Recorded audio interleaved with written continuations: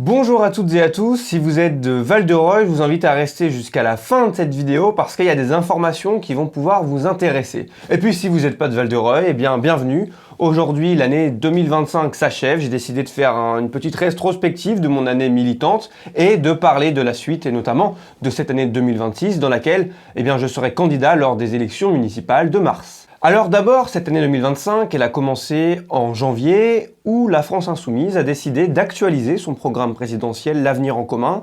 Peut-être que vous ne le savez pas, mais le programme de la France Insoumise, il est structuré via des groupes de bénévoles, des groupes de militants, sous l'autorité et la coordination de Clémence Guettet, qui est notre responsable du programme, et régulièrement, le programme est actualisé parce que la société évolue, parce que, exemple, l'augmentation du SMIC, nous, on proposait en 2022 à l'époque 1400 €, et avec l'inflation et le changement de la société, on se retrouve aujourd'hui à demander l'augmentation du SMIC à 1600 € et on le propose. Donc voilà, il faut actualiser et puis surtout il y a l'enrichissement du travail des députés à l'Assemblée nationale qui permet d'être ajouté à ce programme-là et de l'enrichir.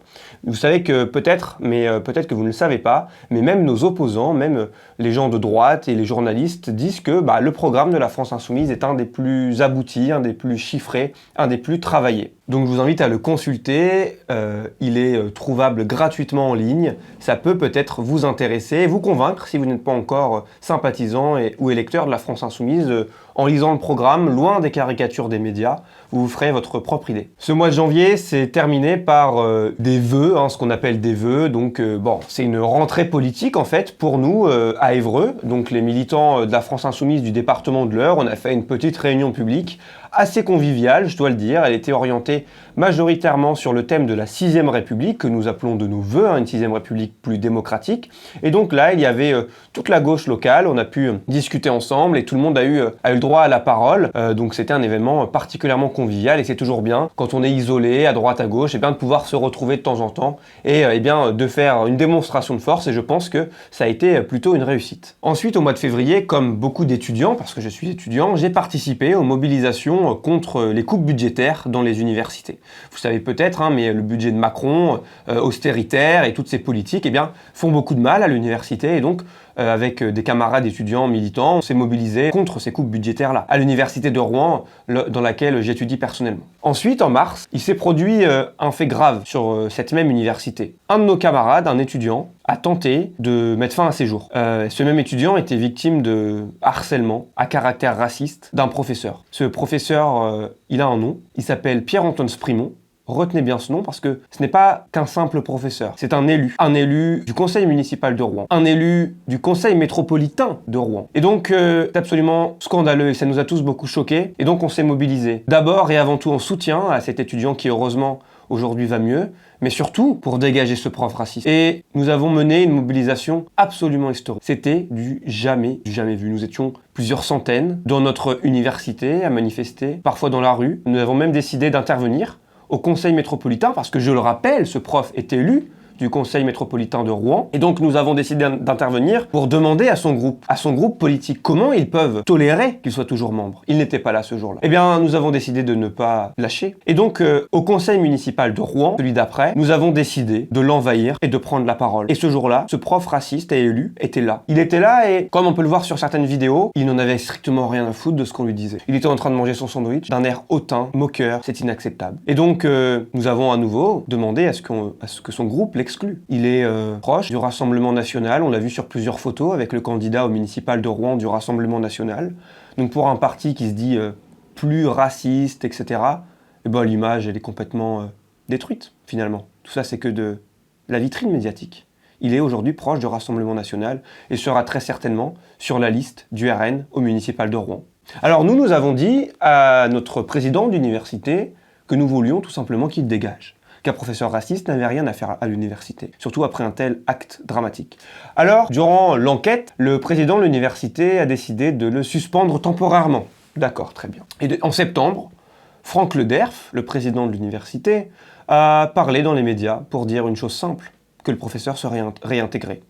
Et oui, c'est absolument regrettable. Mais attendez, ce n'est pas tout. Parce que nous n'accepterons jamais qu'il revienne à l'université. Nous interromprons tout ses cours, pour l'empêcher de faire cours. Alors, le président de l'université a décidé non pas de protéger les étudiants, mais de protéger le professeur raciste. Alors il a décidé de le réintégrer, oui, mais de le réintégrer depuis chez lui. Alors ce professeur raciste a repris les cours en distanciel. Ainsi, nous n'avons plus l'opportunité d'intervenir en cours pour l'empêcher, tout simplement. C'est absolument scandaleux. Par la suite, au mois de juin, nous avons plus spécifiquement à Val-de-Reuil mené une mobilisation dans la continuité de notre lutte globale contre le génocide à Gaza. Nous avons été alertés par un homme sur le marché du fait que Val-de-Reuil serait jumelé avec la ville israélienne de Métar. Et nous nous étions jamais rendus compte alors que ce jumelage était tout simplement affiché sur tous les panneaux d'entrée de la ville, mais vous savez, quand on a un trajet habituel, on ne fait plus vraiment attention à des choses banales. Et en réalité, il était bien inscrit. Et donc nous avons regardé, sur le site de l'Assemblée nationale, le jumelage était indiqué, etc., etc. Donc nous avons décidé, non pas contre le peuple israélien, mais contre son gouvernement, parce que c'est un moyen diplomatique de rompre des liens d'amitié qui avaient lieu jusqu'alors pour isoler le gouvernement israélien. Alors voilà, nous avons dénoncé ce jumelage avec le soutien d'Alma Dufour, la députée de la France Insoumise de Seine-Maritime, et s'en est suivi une réponse absolument inacceptable de la part du maire Marc-Antoine Jamet, que j'affronterai dans les prochaines élections municipales à Val-de-Reuil. D'abord, il nous a accusés de mentir. Il nous a accusés de mentir en disant que ce jumelage, qui avait bien existé, c'était pas lui finalement, et que le jumelage n'existerait plus. Mais ce que M. Jamet ne sait pas, c'est qu'Internet n'oublie rien, et que ce jumelage était effectivement mentionné sur le site de l'Assemblée nationale. Bien plus tard que cette soi-disant fin, nous avons trouvé sur les archives d'Internet qu'en 2022, un document qui a été supprimé lors de cette dénonciation du jumelage en pleine mobilisation, qu'un document de 2022 nommé le jumelage avec Métar en Israël de Val-de-Reuil. Bref, le jumelage était toujours actif, nous avions enquêté et les sources étaient bien nombreuses. Alors à ce moment-là, le maire s'est dit « mais je ne peux pas continuer comme ça, il faut que je cache au maximum ». Donc je vous l'ai dit, ils ont modifié la page Wikipédia, ils ont supprimé le truc du site de la ville en pensant que nous étions complètement imbéciles et que nous n'allions pas pouvoir retrouver, nous avons retrouvé. Et ils ont carrément décidé de recouvrir ce fameux panneau d'entrée où le jumelage était indiqué, mais pas de chance pour eux, au même moment, une militante insoumise passait par là et a pris une photo que nous avons diffusée pour nous féliciter du fait que le jumelage était rompu, le jumelage n'était plus assumé. Et par la suite, le maire Marc-Antoine Jamet a décidé carrément de nous insulter, de se moquer de mon nom, en plein conseil municipal, ainsi que de Alma Dufour, la députée, en utilisant des qualificatifs que l'on peut qualifier de sexistes. Oui, de sexistes. Marc-Antoine Jamet a eu des propos sexistes envers la députée Alma Dufour. Mais au-delà de ça, au-delà de ces qualificatifs, c'est absolument inacceptable qu'un élu de la République s'en prenne comme ça à un jeune militant, ainsi qu'à une autre élue de la République. Et ce, pas seulement sur son Twitter, où il a publié des dizaines et des dizaines de messages absolument injurieux, mais là, en plein conseil municipal, devant, il y a potentiellement des enfants. Voilà. C'est ce qu'on regrette le plus finalement, c'est l'image qu'il donne de la politique. Alors nous avons décidé de ne pas baisser les bras, de ne pas arrêter notre mobilisation, et nous avons décidé d'organiser le 13 juin dernier une grande manifestation contre le génocide en cours à Gaza, puisque des centaines d'habitants s'étaient mobilisés pour dénoncer et repartager ce scandale que Val-de-Reuil était jumelé avec Israël. Et donc des centaines d'habitants se sont retrouvés le 13 juin. Et à la seconde même, quelques heures après, où nous avons annoncé notre manifestation, déclarée, etc., le maire, socialiste, et ses amis ont décidé d'organiser au même moment, à la même heure, le même jour, à quelques centaines de mètres de notre manifestation, une contre-manifestation. Pourquoi, me direz-vous? Eh bien, pour saboter la mobilisation populaire, pour essayer d'être plus nombreux et faire concurrence finalement sur une cause qui devrait rassembler toute la population. Malheureusement pour lui, le peuple n'est pas tombé dans le panneau. Bien qu'il a essayé de mobiliser tout son réseau, qu'il a été jusqu'à appeler la députée de Rouen, la députée socialiste, eh bien les gens ne sont pas venus en nombre finalement. Nous étions à la mobilisation populaire bien plus du double qu'à la mobilisation des notables, des élus et compagnie. Alors monsieur Jamet, n'essayez pas de jouer contre le peuple. Vous voyez bien que ça ne fonctionne pas. Je profite de ce moment pour remercier Jean-Luc Mélenchon pour son soutien, puisque nous l'avions reçu à quelques kilomètres de Val-de-Reuil, à Rouen, le 11 juin, où il y avait un meeting pour la 6ème République, qui était majoritairement axée sur Gaza, puisque au même moment du meeting, nous venions d'apprendre que Rima Hassan, notre députée européenne, venait d'être arrêtée et emprisonnée en Israël, puisque, vous vous en souvenez, eh bien, elle avait pris part aux flottilles de la liberté pour briser le blocus illégal d'Israël et apporter un petit peu d'aide humanitaire là-bas, à Gaza. Et donc, voilà. Jean-Luc Mélenchon nous avait soutenus et il avait dénoncé le comportement inacceptable de Marc-Antoine Jammet, le maire, et de Philippe Brun, notamment, le député socialiste. Est venue fin août notre traditionnelle rentrée politique à la France Insoumise que l'on appelle nos amphis d'été. Nous étions là-bas à Valence plus de 5000 et puis il y avait des dizaines de conférences, toutes plus intéressantes les unes que les autres. En particulier, vous vous en doutez, eh bien, il y avait des conférences qui étaient orientées vers les élections municipales, donc j'ai pris à cœur de les suivre avec beaucoup d'intérêt. Et par ailleurs, à ce moment-là, la France Insoumise a décidé d'axer cette rentrée en soutenant le mouvement du 10 septembre, Bloquons tout. Et à la suite de ce soutien politique, eh bien, ça y est, les médias ont commencé à en parler, alors que jusqu'à présent, ils parlaient de Russes qui étaient à l'initiative, soi-disant, d'antivax, de complotistes, enfin bref. Ils ont essayé de décrédibiliser, de diaboliser, comme très souvent, le mouvement populaire qui est parti des réseaux sociaux et puis qui a suivi son cours. Et puis c'était quand même, il faut le dire, une réussite. Le peuple français a décidé de sortir dans la rue pour dire à Macron son opposition au fait qu'il ne respectait pas le résultat des urnes, qu'il ne devait pas y avoir toujours Bayrou à Matignon. Et Bayrou, vous vous en souvenez peut-être ou pas, mais à ce moment-là, en voyant la mobilisation prendre de l'ampleur, a décidé de démissionner, implicitement en demandant la confiance à l'Assemblée nationale qu'il ne lui a pas accordée. Donc Bayrou est parti.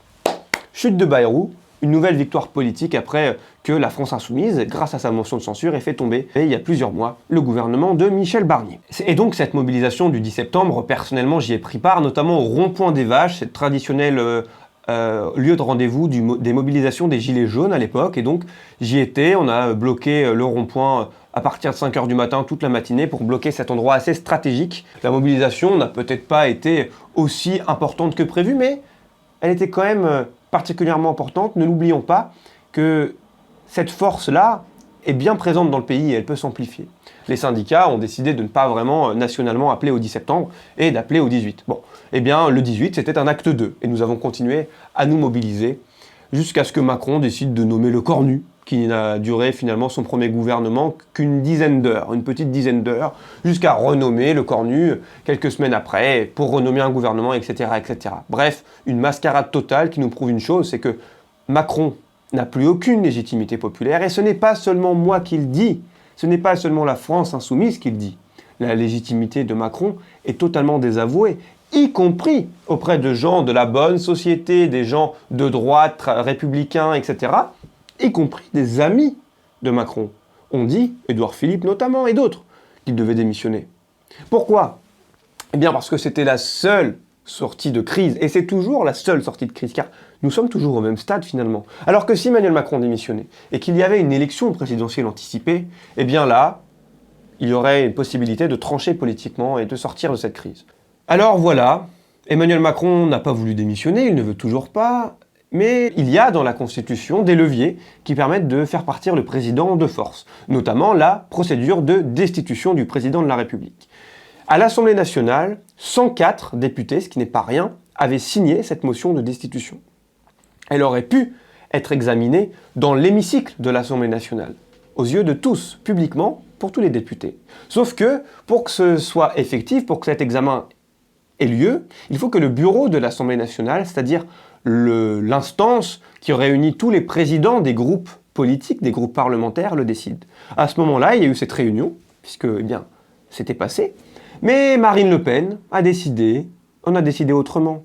Madame est inéligible, donc elle ne veut pas faire partir Macron, car elle ne peut pas se présenter, et ils ne sont pas prêts. Nous avons bien vu dans les derniers débats que Bardella est complètement incompétent, donc ils ne sont pas prêts. Voilà. Donc elle a décidé de laisser Macron en place. Je le dis clairement, le RN est une opposition en carton, une opposition qui ne sert à rien. La seule opposition à Macron, c'est la France Insoumise. Et ça, personne ne peut dire le contraire. Alors nous arrivons à la bataille du budget.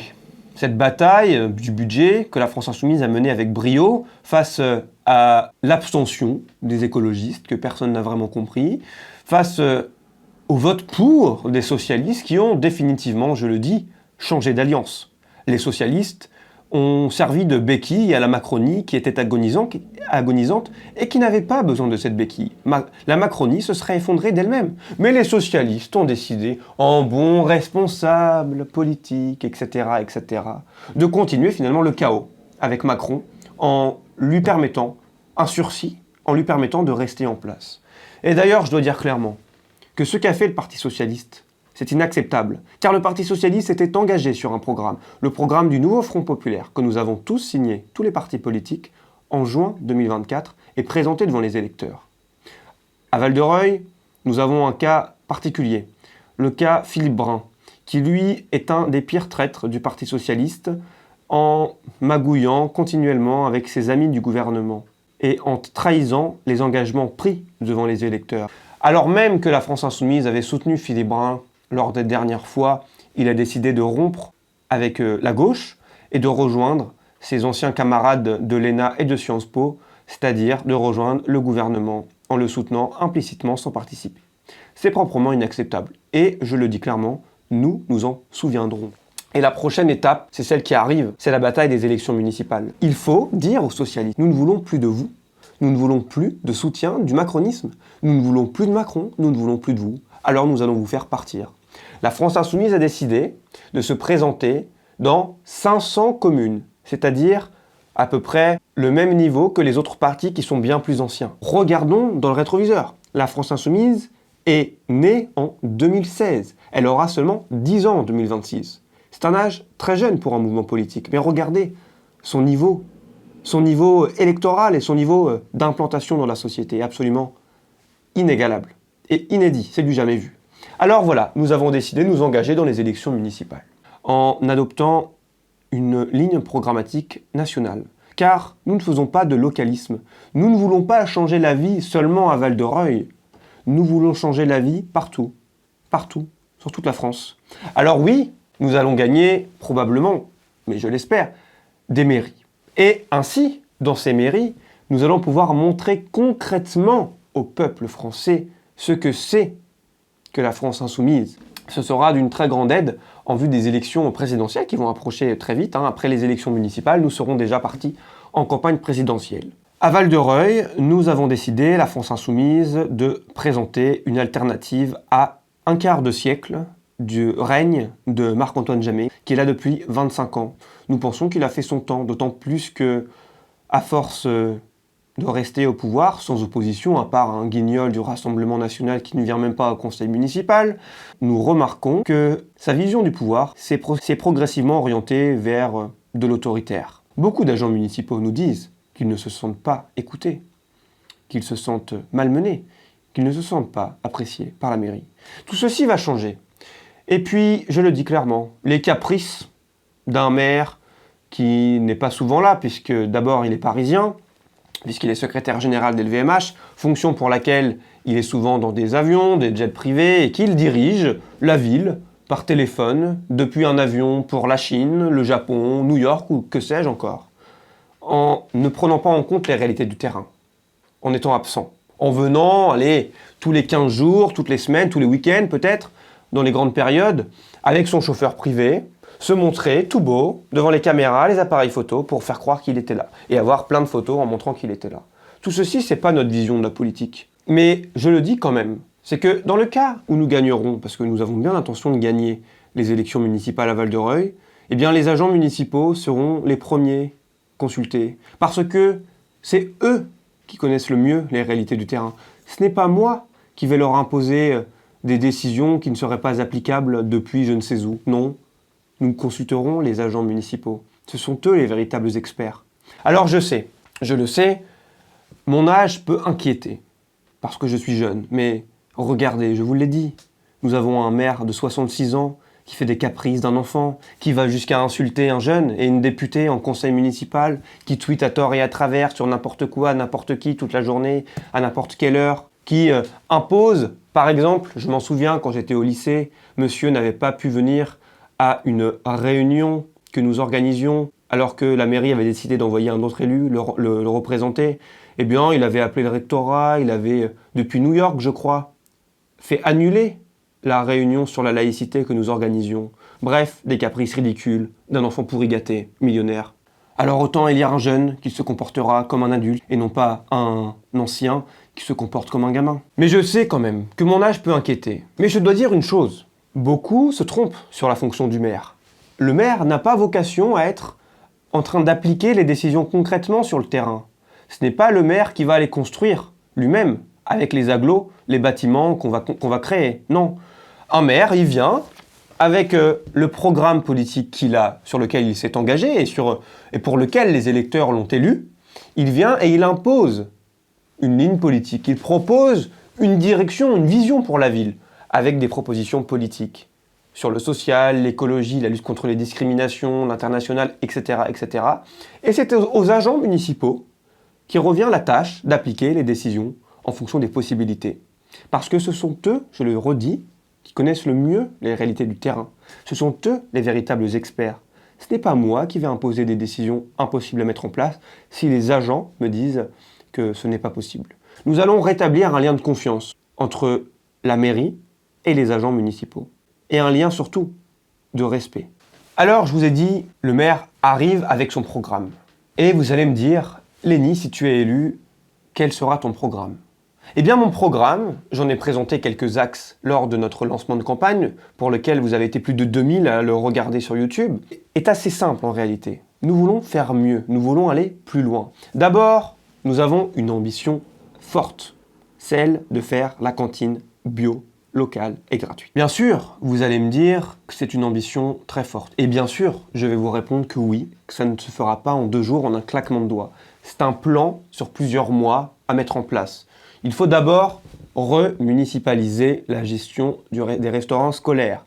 À Val-de-Reuil, le maire, le capitaliste Marc-Antoine Jamet, fait appel à une société privée. Nous pensons que ça n'est pas possible. Et d'ailleurs, je le dis, en arrêtant de faire appel à une société privée, nous ferons des économies, nous gagnerons de l'argent, parce que c'est une société privée. Elle n'a pas vocation à servir l'intérêt général, elle a vocation à se faire des bénéfices et donc à impliquer des tarifs conséquents. En arrêtant avec cette entreprise privée, nous arrêterons de donner de l'argent à une entreprise privée qui fera des bénéfices sur le dos de nos enfants, mais nous remunicipaliserons et nous engagerons un grand plan de mise en place de notre procédure, de notre mise en place de la cantine bio. Nous avons pour vocation d'aller jusqu'à 100% de bio. Ça va être difficile, je le sais, mais ce ne sera pas impossible.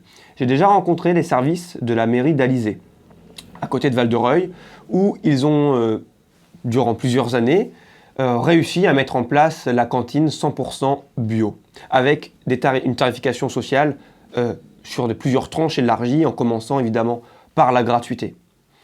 Eh bien, j'ai les documents de mise en place des services de la commune d'Alizé qui m'ont gentiment transmis, je les en remercie à nouveau, je salue son maire Arnaud Levitre, et je dois dire quand même, évidemment, que Val-de-Reuil n'est pas égal à Alizé. Ce n'est pas la même taille de commune, mais cela n'est pas impossible. Cela nous donne quand même un ordre de grandeur, une certaine idée de comment mettre en place, évidemment, dans des proportions plus importantes pour Val-de-Reuil, avec probablement plus de difficultés, mais peut-être aussi plus de moyens. Et aussi, par ailleurs, parce que certains peuvent se dire que ça va coûter cher, mais nous ferons des économies parce que la nourriture sera de meilleure qualité, et donc il y aura moins de gaspillage. Et nous ferons des statistiques, évidemment, pour savoir ce qui plaît aux enfants, ce qui est le plus jeté, afin de pouvoir commander de la meilleure façon en jetant le moins possible, voire en ne jetant absolument rien. Et puis s'il y a des restes, eh bien, nous les distribuerons à des personnes en difficulté financière. Et toujours dans cette vision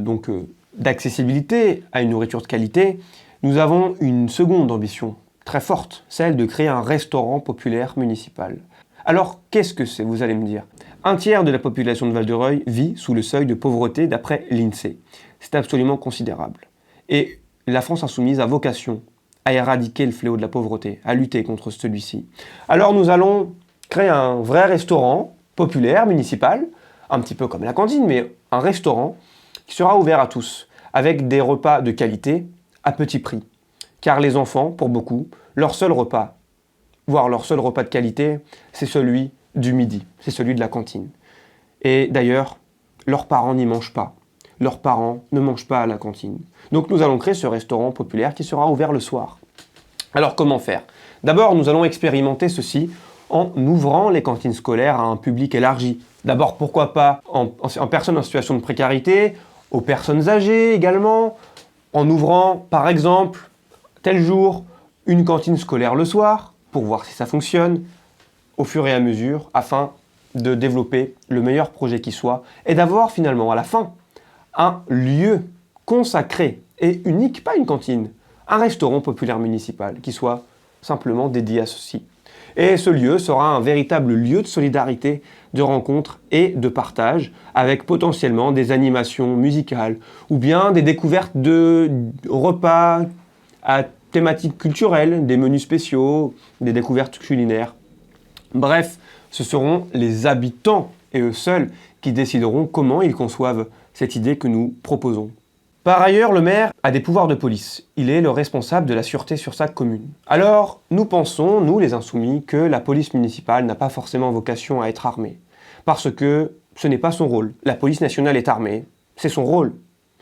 Mais la police municipale doit évidemment être auprès des gens. Et un lien de proximité doit impérativement être recréé entre la population et la police municipale. Et cela ne passe pas par des armes, cela passe par du dialogue et des rapports humains de sûreté publique. Et cela ne passe par ailleurs pas seulement par la police municipale, mais également par des médiateurs de rue que nous recruterons davantage. Par ailleurs, à Val-de-Reuil, il y a un véritable problème de logement. Le logement est pour beaucoup indigne. Beaucoup de personnes vivent avec des moisissures, avec des logements particulièrement mal isolés. Val-de-Reuil a la réputation d'être une ville Lego. On démonte, on remonte. Bah oui, parce qu'on a construit de la merde. Donc on détruit, on expulse les gens, on les reloge ailleurs. Mais finalement, leur quotidien, leur routine, leurs amitiés, leurs voisins, leurs habitudes sont complètement rompues par ces relogements.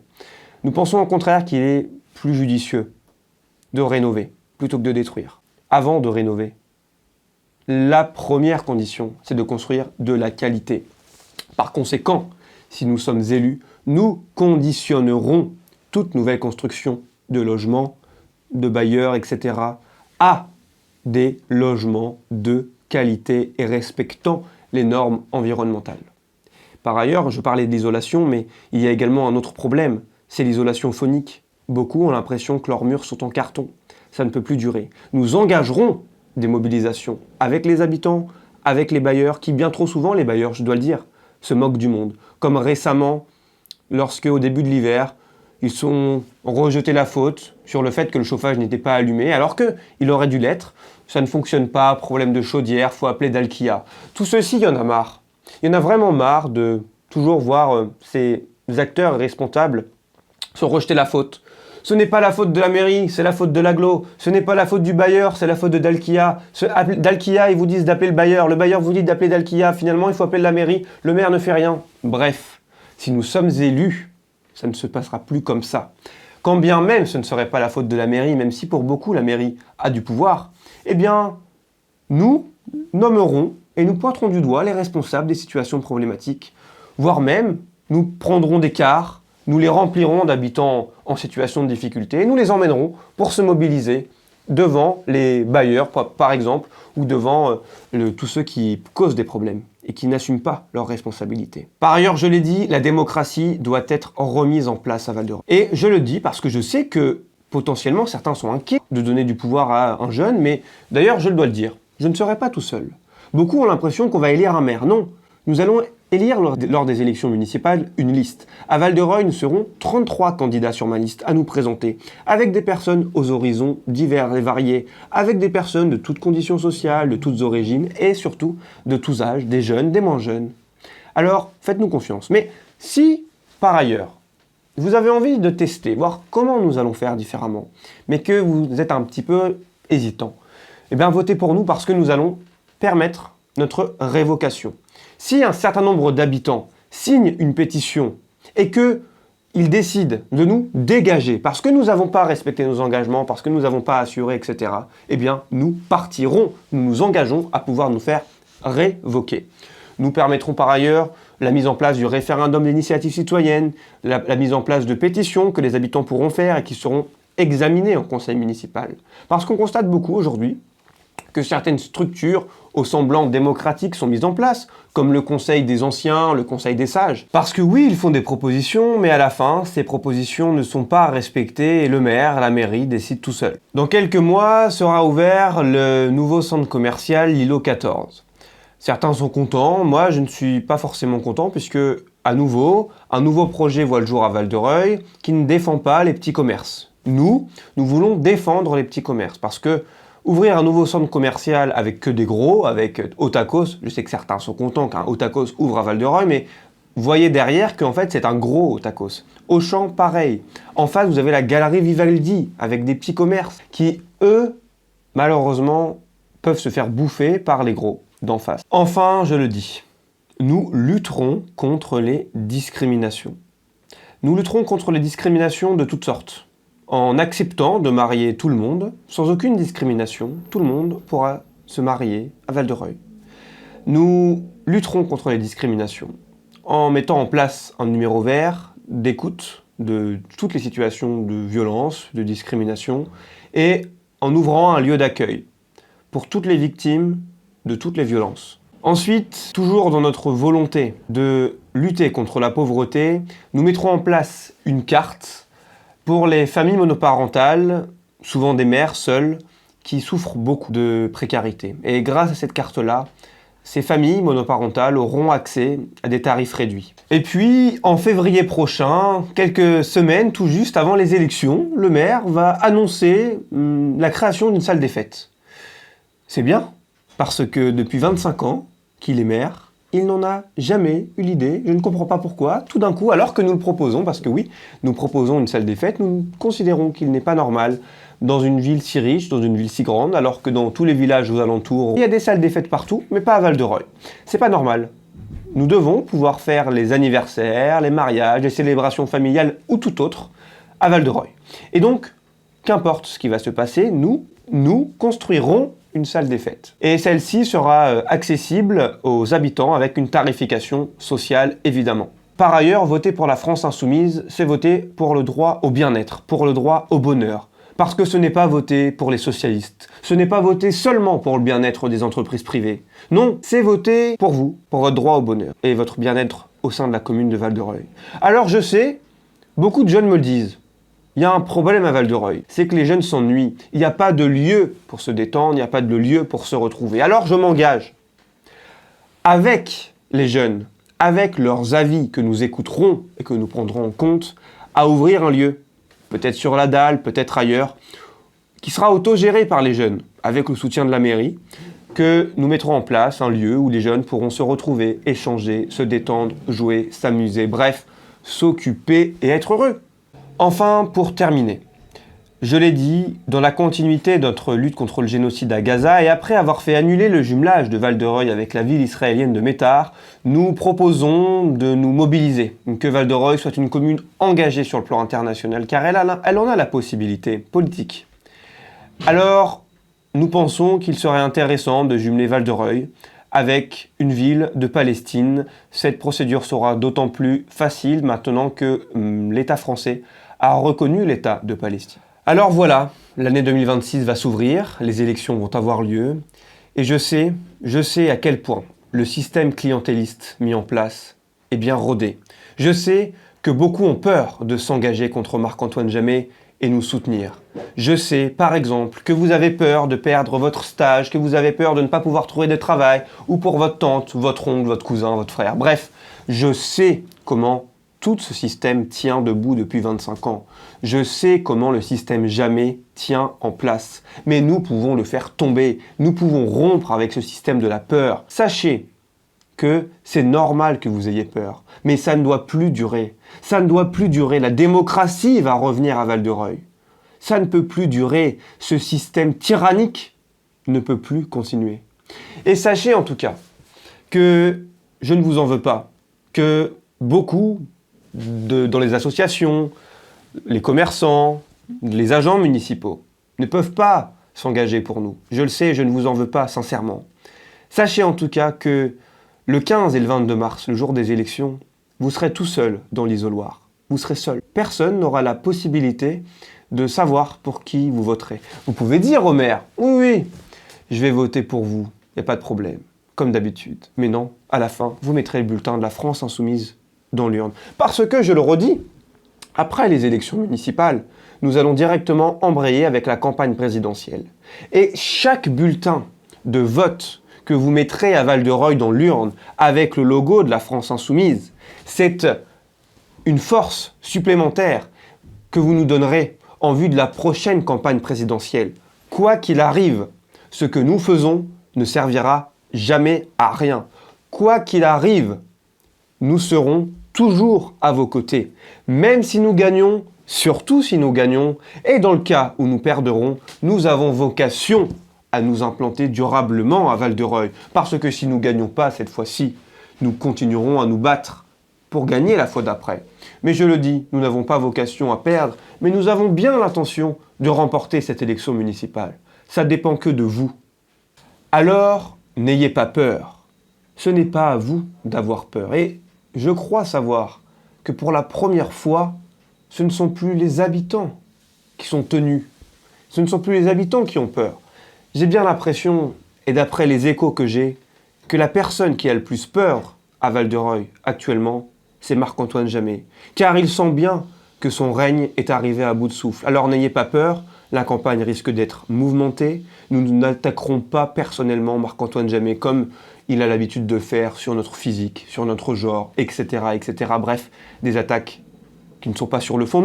Nous parlons de fond, nous parlons de programme, nous sommes des gens sérieux qui avons vocation non pas à témoigner, mais à prendre cette mairie en responsabilité et à diriger Val-de-Reuil pour les 6 prochaines années. Alors, je vous souhaite à toutes et tous une excellente année 2026, cette année qui, je l'espère, nous verra entrer à la mairie de Val-de-Reuil pour faire mieux.